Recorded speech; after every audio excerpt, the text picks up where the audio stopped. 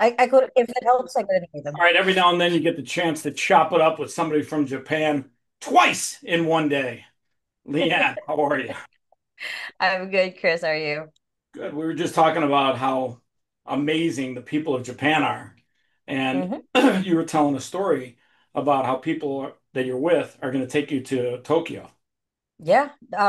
It was supposed to be that we were just gonna ride, the usual train.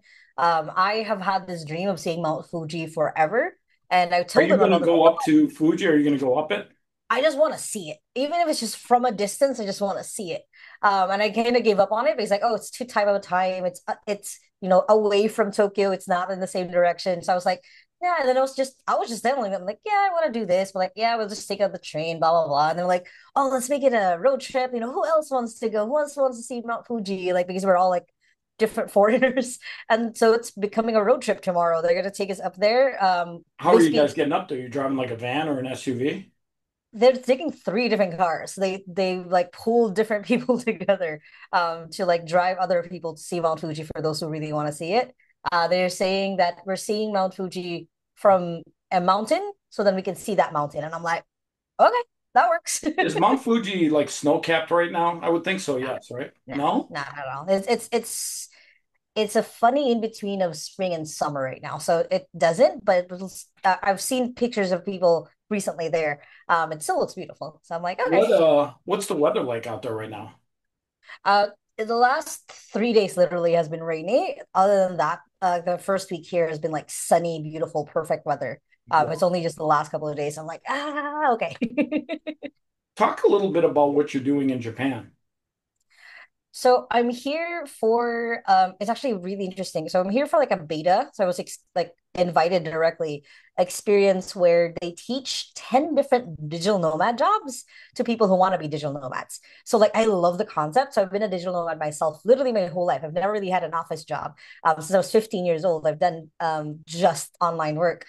So I got invited here to workshop basically how to be a virtual assistant for a lot of whoever the participants are. I was thought it was mostly going to be Japanese, but no, we have people like from Taiwan, we have people from Germany, we have people from like all different parts of the world.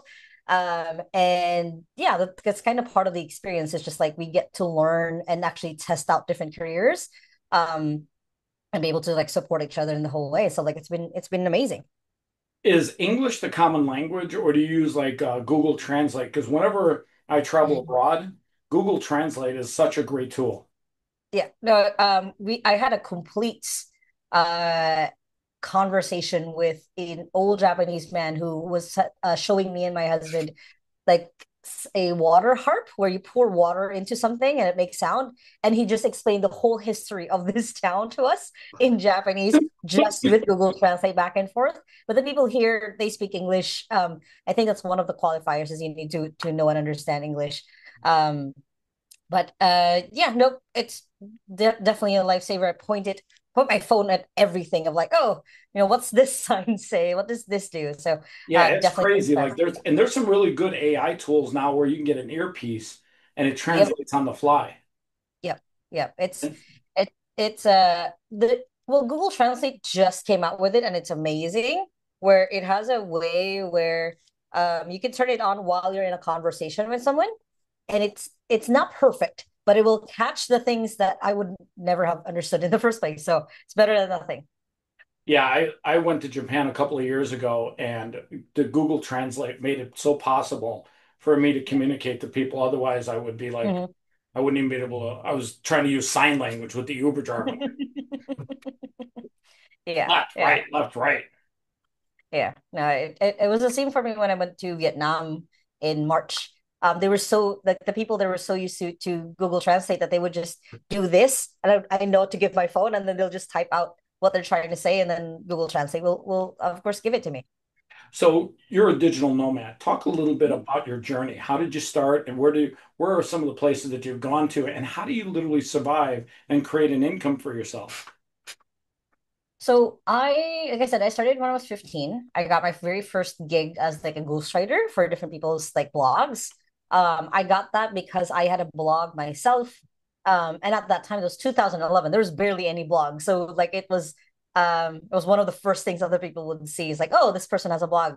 And I got hired from someone who saw my blog, said, hey, can you do that for me? And basically since then I've been like a graphic artist, I've been a video editor, I've been almost any job. I think I've been like a book editor for a publishing company. I did marketing for them. And I eventually started running that publishing company because it was a startup, and I was 20 years old when I became CEO How of old are you it. now? 29. I It's was my going to say, last year. you look young, and I thought to myself, wow, you've done a lot in such a I've young done a amount lot. of time. Yes, I've done a lot. And yeah, when I was 23, I got that publishing the startup to a point where I could leave for 2 to 3 months and it's gonna be fine. So I was bored basically as a 23-year-old would be. And I told my boss of like, hey, I want to start my own company. And he said, instead of you leaving, why not I co-found it with you? And I'm like, that makes sense. So I co-founded 2XU, which is essentially hiring virtual assistants for a lot of our clients overseas. And on the countries, this is Japan's my 13th country. So I'm like, I've been to last year, I went on a whirlwind Europe tour, basically, where I went to like Italy. I was doing a talk in Bulgaria. It was like a full stage. It was amazing. Greece, Turkey, went a little bit in Dubai, and of course, like all over Asia because it's easier on my Philippine passport. And yeah, it I basically just have my business running almost without me to this point now, where I just meet up with my operations manager. She's like, everything's fine. I'm like, okay. That's kind of the point I've got That's into when you've built a business, not a one-man job. operation. Yeah.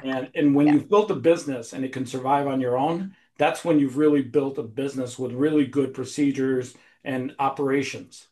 Yep. Yep. And amazing people too. So super grateful that Hey, on a side note, do you have any VAs that do video production? Because I get a ton of requests from people, and I just got one today where a guy needs a yeah. video made, and I just don't have the resources for it. So the way that our assistants work is really more of like an operations manager. So it's not really like, oh, this is the one task. So it's like full-time operations manager in your business. We just call it VAs just because it's easier for people to like swallow. I have since I've been like doing this for years, I've like coaching as well so I have students that I can ask. So if you have more specifics that I can ask my friends or my students basically. Basically, I think if they have a good use of video editing AI tools, they could probably knock it Mhm. out for the guy, but he needs just basically a 30-second video clip to promote his business. Yeah, I've two friends in top of my head who can do that. So yeah, I'll send over that detail. You know, a lot of people wish they could be you where you're traveling around and seeing the world, especially young people. I think if you don't travel when you're young, you're kind of fucked. You're never going to do it when you get older, just because you get busy and you get three dogs and it's hard to find a dog Mhm. babysitter and just life becomes overwhelming. For the people that are afraid of cutting the cord and being a free individual, just roaming the world free, what would you tell them to get them over their fear? Because getting over your fear in life is the difference between doing something and not doing something.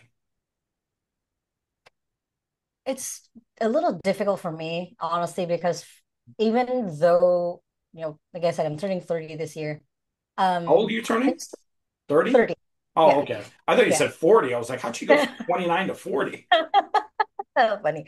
Um, yeah, I've been through so much. Like I always joke, like I have, you know, other employees of mine or like people who I just met and say, how were you successful at that age? And I'm like, I'm driven by trauma. I've literally been through being backstabbed, being stolen from, almost dying twice, and like so much in my life that I got to the point where I can trust that I can literally go through anything.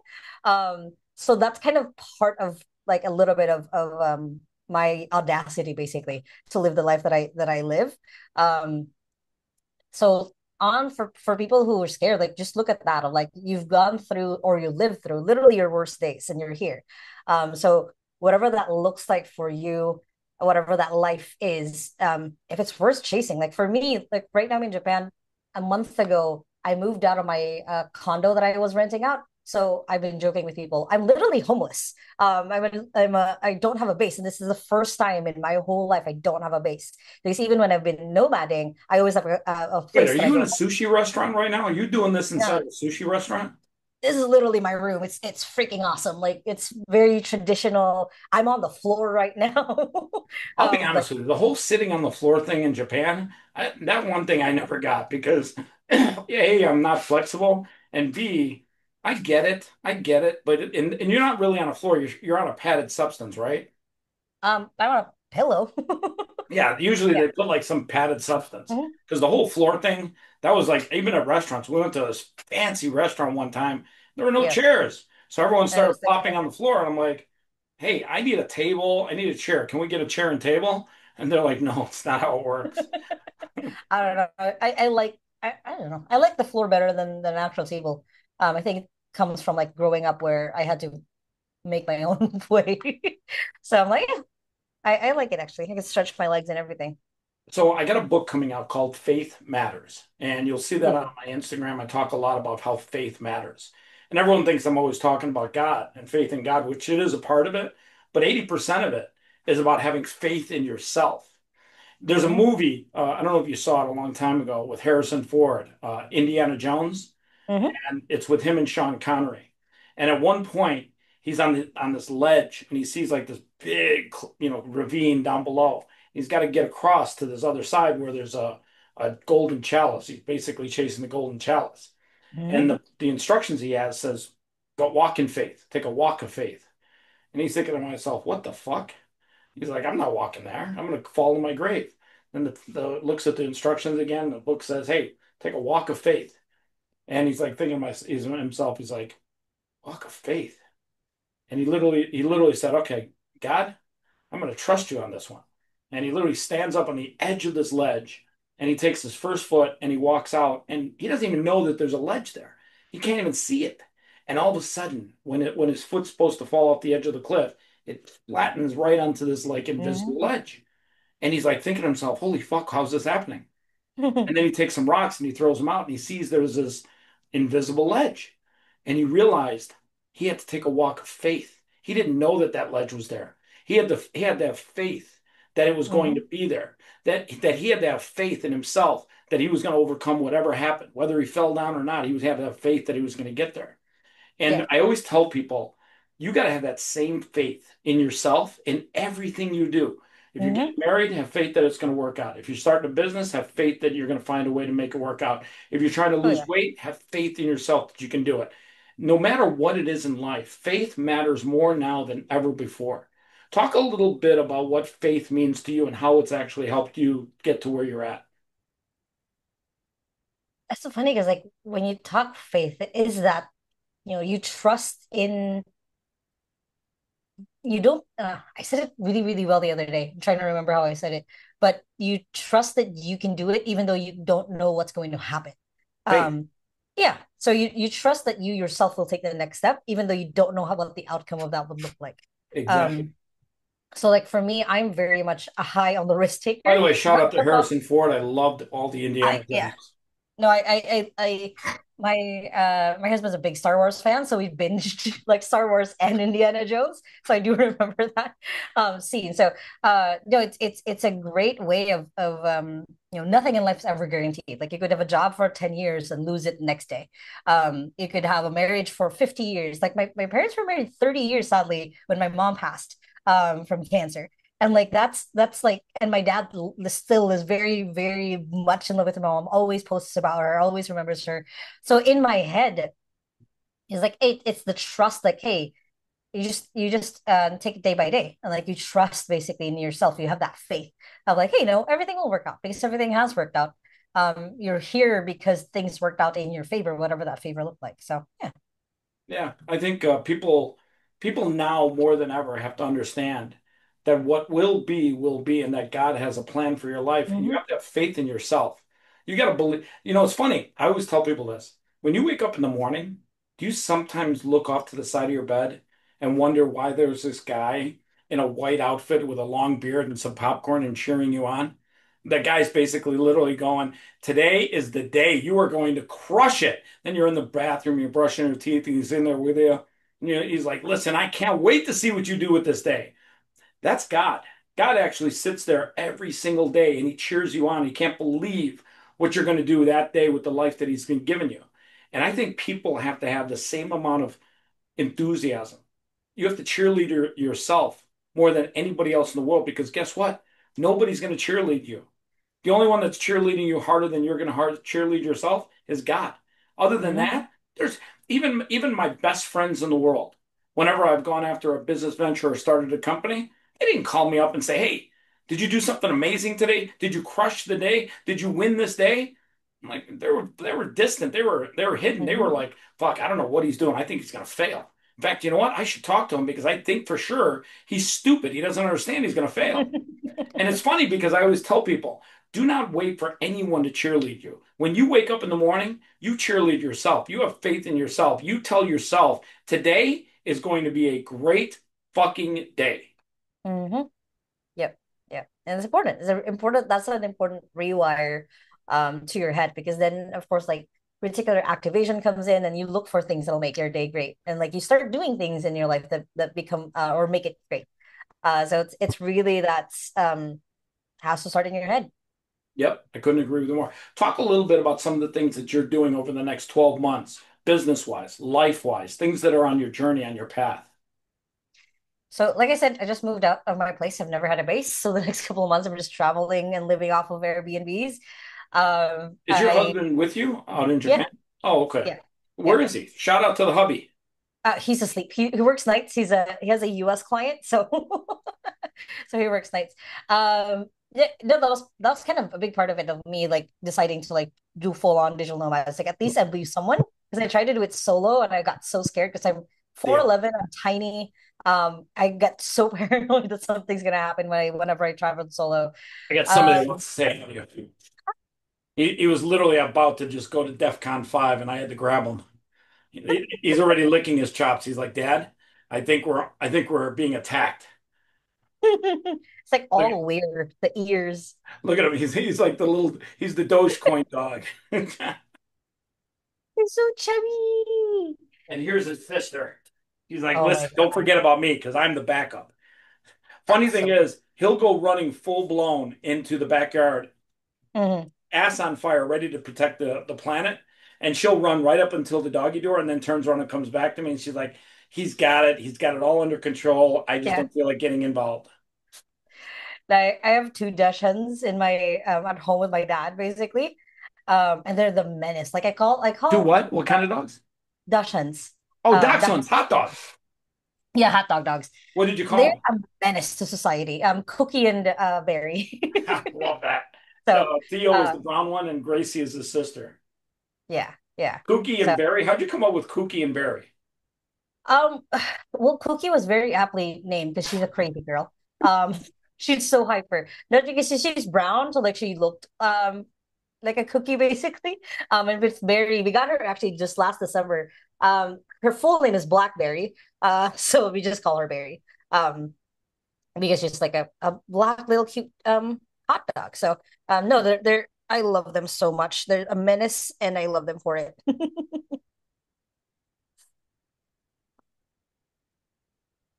Cookie and Bear, talk a little bit about your relationship with your dogs in life. I look at dogs as like being angels that are sent from heaven above to watch over us as we watch over it. And talk a little bit about what dogs have done for you. You asked that. I was like, I have a tattoo on my foot of three dogs that we sadly lost last year, trying to defend us from snakes. Um, so Wait a that's second, essentially you lost them like they died? three dog. Yeah, we And they tried to defend you from snakes? well, they were not really us directly, but then dachshunds are like hunters. Like that's their little nature. It's kind of So weird. I've heard that before, but I didn't quite understand it. yeah. So one of them, the oldest one that we had for 10 years, like she's had three generations of kids, was the first one to go. And my dad literally saw her with the snake in her mouth, defending from our other dog, that was kind of also wrangling the snake. So she sadly died. And then like a month later, the two other dogs went hunting for another snake and came back with sadly like snake bites. And then they died on our porch. Like they still made it all the way back, like wherever there was in the hunting, they made it all the way back with snake bites, just so we could see them. Because then if we weren't able to see them, we would think they got kidnapped or died somewhere What sad. What we kind of saw all of snake them. bites? Like, are you talking about like rattlesnakes or? No, we don't have rattlesnakes in the Philippines. I don't know what kind. But yeah. It was just like my dad was just we're all long distance kids of his, so he just gave us all updates as it was happening, and we were like, well, but yeah, I've always had a dog like almost every phase of my life. I think the only time I didn't have a dog was when we just moved somewhere, and then we got a dog. And for like Cookie, I call her my breakup dog because I got her literally like 2 days after like my 10-year relationship ended. Um, and like she was like my light in everything else that I had. And then for Barry, like I said, we got her last December, mostly for my dad because he got a little depressed when losing three dogs in one go. And he's the only one at home. All the kids have moved out, so we wanted to make sure we got him a dog for Christmas, basically. Well, the So funny that's thing is, there's so many dogs in shelters, especially here in like Vegas. And I always tell people, listen, just adopt a dog. It may not be the right Mhm. time, it may not be the right place. Fuck, I got three dogs and I'm a single guy. And I always tell people, I said, listen, those dogs are going to love you every day and it's going to get your mind Mhm. right. Those dogs are going to protect you. Those dogs are going to keep you company. And those dogs are going to teach you responsibility. Trust me, when you have a dog, you got to feed them every day. You got to walk them. You got to take care of them. I mean, that's literally, I hate It's to work. Yeah, make this analogy, but they're literally like children. yeah, yeah. I call Cookie my child, my crazy child. But yeah.